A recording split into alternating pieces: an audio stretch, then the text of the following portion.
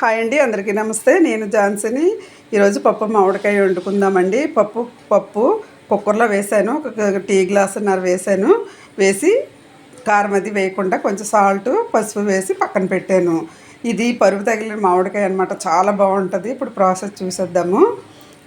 కళాయి పెట్టుకొని ఆయిల్ వేసుకున్నాను.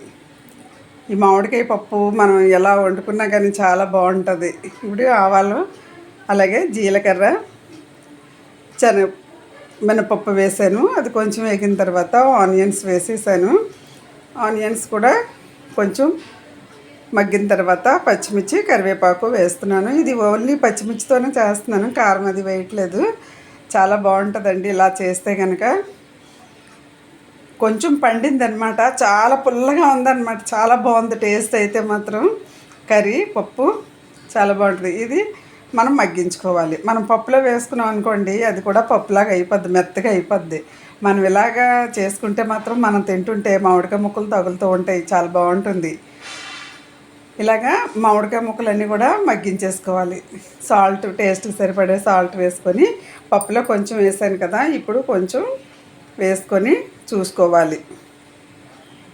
పచ్చిమిర్చి మాత్రమే ఎక్కువ వేస్తాము, చాలా బాగుంటుంది, కారం అది ఉండదు. ఇప్పుడు ఇలా మగ్గించేసుకోవాలన్నమాట. చూసారా, మగ్గిపోయింది కదా.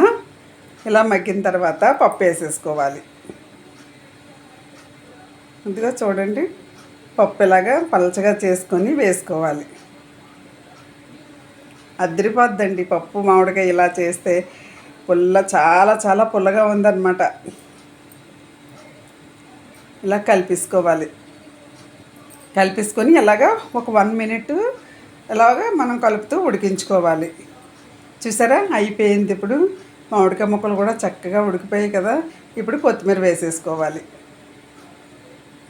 కొత్తిమీర వేసేసుకొని కలిపేసుకోవటమే.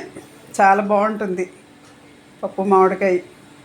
మనం పప్పులో వేయకుండా ఇలా వేసుకొని వండుకుంటే బాగుంటుంది. నా వీడియో నచ్చితే లైక్ చేయండి, సబ్స్క్రైబ్ చేయండి. Thank you.